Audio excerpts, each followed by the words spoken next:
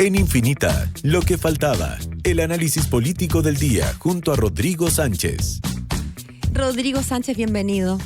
¿Cómo estás, Pau? Bien, quiero saber si vas a ir a Cuba a entregar las cosas a la UNICEF.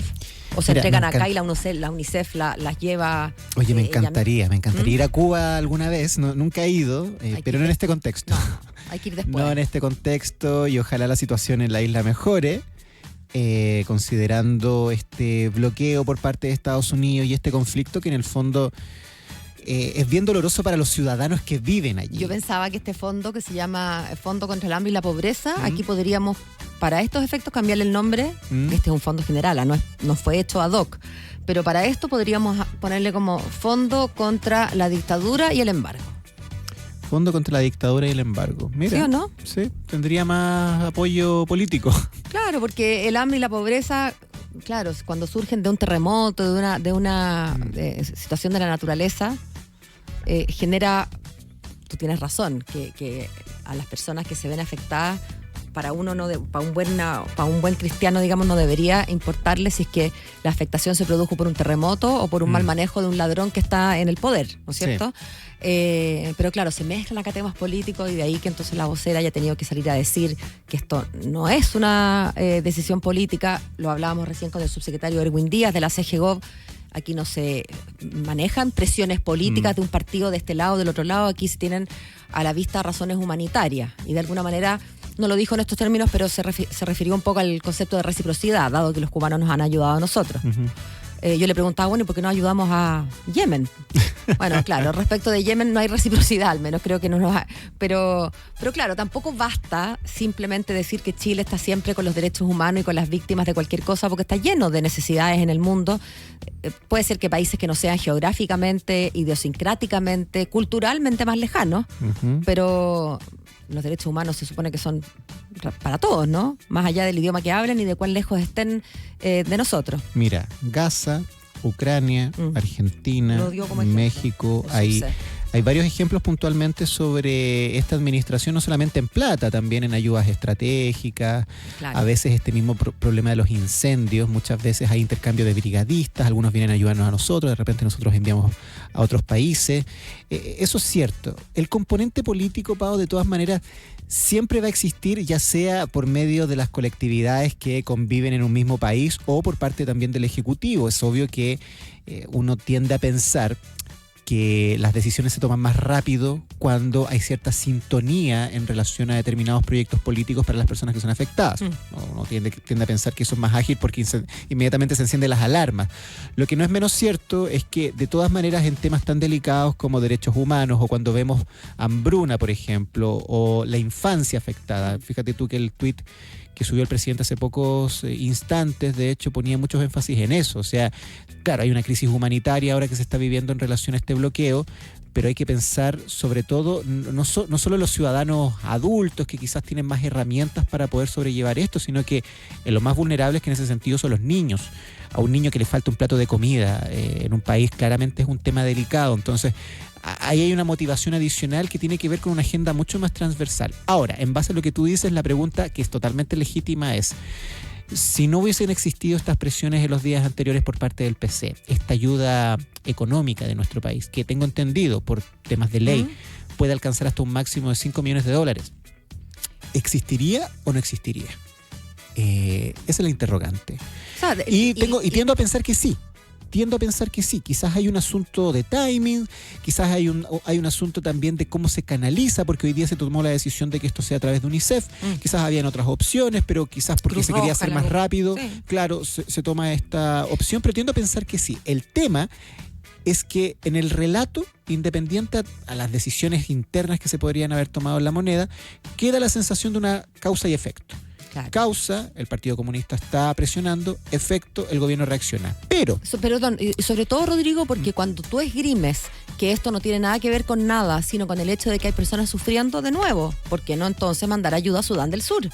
donde también hay niños pasando hambre. Lo que pasa, yo puedo Pau, entender que hay una cercanía idiosincrática, es evidente. Uno se siente más cercano y eso es humano, que nos pase, bueno, por lo pronto son hispanoparlantes, es gente que en Chile hay población cubana, muchos chilenos han conocido Cuba, hay otro vínculo, si efectivamente Sudán del Sur más allá de los niños de Sudán del Sur, obviamente nos resulta mucho más ajeno por geografía, porque no están en el contexto de las Américas, pero esgrimir simplemente el tema humanitario a mí no me basta, porque de nuevo hay muchos países que necesitan ayuda humanitaria.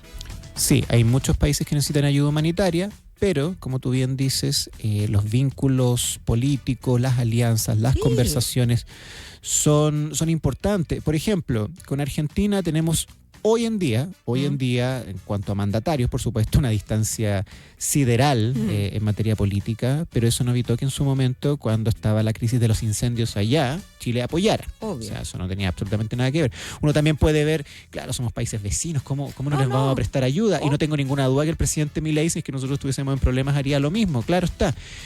Hay puntos en común que evidentemente son importantes de considerar a la hora de tomar la decisión de ejecutemos. Por supuesto que sí. Hay muchas otras gestiones que se hacen, Pau, que son menos mediáticas, y por supuesto nosotros no tenemos el listado completo de todo lo que se ha hecho, claro está. Pero este caso en particular es mediático porque en nuestro país genera fricciones, y evidentemente cuando entra el Partido Comunista va a saltar inmediatamente la antítesis del PC, que esa antítesis se puede ver reflejada, ojo, en los partidos de más derecha, pero también en la DC, que también hemos tenido algunas declaraciones ahí que no concuerdan con esta definición del Ejecutivo, y el ambiente termina convirtiéndose en un caldo de cultivo para sacar réditos políticos. Ahora, yo te quiero señalar algo, o sea, el PC hoy día no está aplaudiendo tampoco. El PC valora que existe una ayuda económica, pero de hecho estuvimos ahí con Rocío Fonseca, que estamos armando un informe sobre esto, recopilando algunas opiniones del PC, y la mayoría dice, aplaudo esto, bien, lo valoro, pero, ojo, pero presidente, o sea, párele los carros a Donald Trump. O sea, nosotros queremos un pronunciamiento político duro. Y ojo, esta ayuda que te señalaba anteriormente, hasta $5 millones, no tenemos todavía cuánto se va a enviar, esto probablemente se va a transparentar dentro de las próximas horas, pero ese es el límite. Esto tiene que estar presupuestado, si es que mecanismo. Son fondos que están contemplados en el presupuesto. Es un saquito de plata que uno dice, ya, perfecto, esto lo vamos a destinar a ayudar a tal persona, ¿no es cierto? Que es un saco de plata que queda disponible y que responde a peticiones que envía la Cancillería. Exactamente. Ya, eso está establecido, ¿no es cierto? Aquí no es que nosotros vayamos a hacer una colecta, no. Ya, eso queda en el presupuesto anual. El Partido Comunista dice, ya, pero que esto sea constante. O sea, este es un buen esfuerzo inicial, pero veamos más allá de esto, porque esta situación... que haya una partida permanente. Pues claro, considerando que el bloqueo no es algo nuevo, sino que ahora se intensificó mucho, por supuesto, con esta arremetida del presidente de los Estados Unidos. Y con el corte de Venezuela. Claro, esto no se va a arreglar con esta ayuda, analicemos más ayuda y, sobre todo, marquemos una posición política dura contra el gobierno de Donald Trump. Ya. Obviamente ahí el PC no le está hablando puntualmente a la ciudadanía cubana que la está pasando mal, sino que le está hablando al nicho político. Y eso está claro. O sea, lo que hizo el presidente Boric, y que lo refleja en la voz del canciller durante esta jornada con esta definición, yo creo que nadie podría oponerse a decir, oye, si hay gente que está sufriendo del otro lado, por supuesto vamos en ayuda de ellos. No, te equivocas, porque algunos de la derecha ya están diciendo que, por ejemplo... no sé, creo que Felipe Cast dijo algo así como, de nuevo el gobierno se pone del lado incorrecto de la historia. Claro, porque ellos vinculan esta ayuda, esta definición a las presiones del PC. No pretendo decir que al senador Cast le sea indiferente el sufrimiento de los niños cubanos, por supuesto que no. Pero no, sí, yo creo que, yo creo que las caricaturas están buenas ya. Yo creo que cualquier persona bien nacida, y bien nacidos hay en todas partes, en la extrema izquierda, en la extrema derecha, en todas partes, se pueden condoler con el sufrimiento de un niño. Si eso... Claro, ahora hay que recordar, Pao, otro tema. Guardando las proporciones, por supuesto, pero en el año, esto fue en el 2017, tengo entendido, el expresidente Piñera encabezó también una campaña de ayuda para Venezuela. En su momento, esto fue el 2019, fueron 17 toneladas de ayuda humanitaria. Se mandaron, me acuerdo de los camiones pasando por Cúcuta. Exactamente. Ahora, obviamente había un contexto político distinto, y eso no quiere decir que el expresidente Piñera quería ayudar a Maduro. Por supuesto que no. Quería ayudar a la ciudadanía venezolana, que en ese minuto, obviamente, estaba en una crisis importante, la crisis del hambre.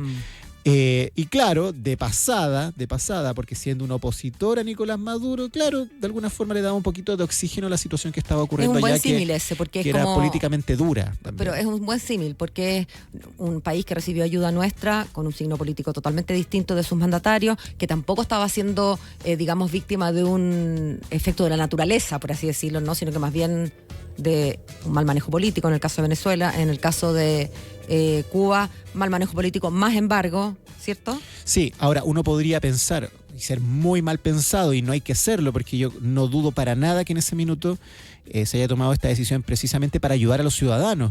Pero una persona mal pensada en ese minuto podría haber dicho, ya, pero esto es campaña, esto es publicidad, porque el presidente Piñera se quiere instalar como una suerte de opositor a Maduro y llevar soluciones, y estaba todo este tema de Prosur en esa época, tú recordarás, Pau. Bueno, lo mismo podríamos decir en este caso. Claro. Porque el presidente Boric, alguien podría decir, se quiere instalar como una, digamos, la cabeza de un movimiento de izquierda sudamericano renovado en términos, porque en eso hay que reconocerle crédito, darle crédito al presidente, que el presidente siempre ha sido, digamos, claro contra la dictadura cubana, a diferencia de otra izquierda que encuentra que en Cuba es el paraíso. Exactamente, pero en términos prácticos, Pau, y esto yo creo que es lo más importante, la señal que se da al entregar ayuda humanitaria, independiente de todo este ruido político, es positiva, ¿ya? Sí, y creo que lo importante y lo que queda en la línea siguiente es lo que tú señalas, que un presidente entregue ayuda, perfecto. Que un presidente defienda las credenciales democráticas a todo evento es importante, ¿ya? Y en ese sentido no hay que olvidarse, independiente que hay fuerzas al interior del oficialismo que al parecer tienen una vara de medir distinta dependiendo del país. Quitar el parecer.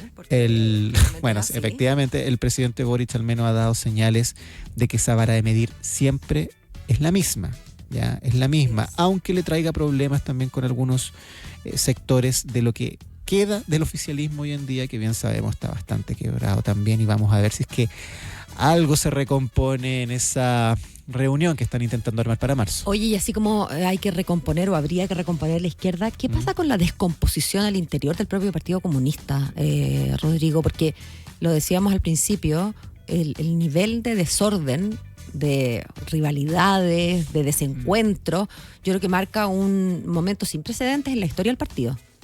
O al menos lo que yo recuerdo de la historia del partido. La historia del partido es muy amplia como para que yo pueda hacer esa afirmación tan radical. ¿Tú quieres decir cuántas faltas, Guillermo Tellier? Tantas veces lo hemos dicho, porque de nivel de desorden, de declaraciones cruzadas, ya no se puede hablar de bandas, es como dos partidos dentro de uno, ¿no? Oye, yo estoy ansioso por ver marzo, ya cuando, por ejemplo, Carol Cariola pase de la Cámara de Diputados al Senado, y ya, no quiero decir que los senadores sean más que los diputados, pero evidentemente desde el punto de vista del ejercicio del poder, tener más PC en el Senado, obviamente, y de un lote en particular, por lo demás, porque vamos a tener ahí a Daniel Núñez, Claudia Pascual y Carol Cariola, que son de una sintonía muy similar al interior del partido, bueno, van a tener mucha más voz que otros integrantes, por ejemplo, de la directiva, que hoy en día, claro, hacen noticia en algunas oportunidades por algunas entrevistas en sus medios de comunicación y que son bastante estridentes con el gobierno del presidente Boric o entre ellos también. Y precisamente ese problema que antes no se había visto, al menos de esta manera tan pública, quizás el arte del PC en la antigüedad era esconder esto debajo de la alfombra o tener mecanismos de resolución de conflictos que funcionaban mucho mejor y las cosas se filtraban menos. Bueno, ahora esto está generando estridencia y tiendo a pensar también, y por lo que hemos leído y por lo que hemos conversado también con algunos dirigentes, que es la lucha de poder. Porque la lucha de poder hoy en día está mucho más desatada que antes. Hay una verdadera oportunidad de que una determinada generación empiece a tomar un protagonismo que durante los últimos años, al menos durante los últimos gobiernos, recordemos que el PC vuelve a tener relevancia política en el gobierno de la nueva mayoría de Michelle Bachelet, cuando ocupan cargos en el Ejecutivo nuevamente, y ahora en el gobierno del presidente Boric con cargos más bien en primera línea. Hay que ver cómo se va configurando esta disputa interna. Hay que visualizar también qué es lo que va a pasar con Janet Jara, que independiente a que perdió la elección presidencial, bueno, quedó en una posición bastante ventajosa en relación a los liderazgos al interior de ese partido. Ahora está en Should I Stay or Should Exacto. I Go? Como en eso todavía, ¿no? Buena forma de graficarlo con un karaoke. Sí, porque todavía está la tentación o los ofrecimientos de algunos para que se vaya al Partido Socialista. Paulina Bodanovich puso paños fríos y dijo, oye, no, a nosotros no nos metan en esto, o sea, ella sabrá, claro. Ella sabrá, no estamos negociando con ella. Bueno, es un clima obviamente que genera dudas y sobre todo nos permite visualizar a un histórico PC que siempre ha sido muy homogéneo, al menos en lo público, muy monolítico, como un partido con muchos matices. Matices, tú eres tan elegante. Rodrigo, tanta elegancia. Muchas gracias y hasta la próxima. Hablamos. Chao, que estés bien. En las 7:01.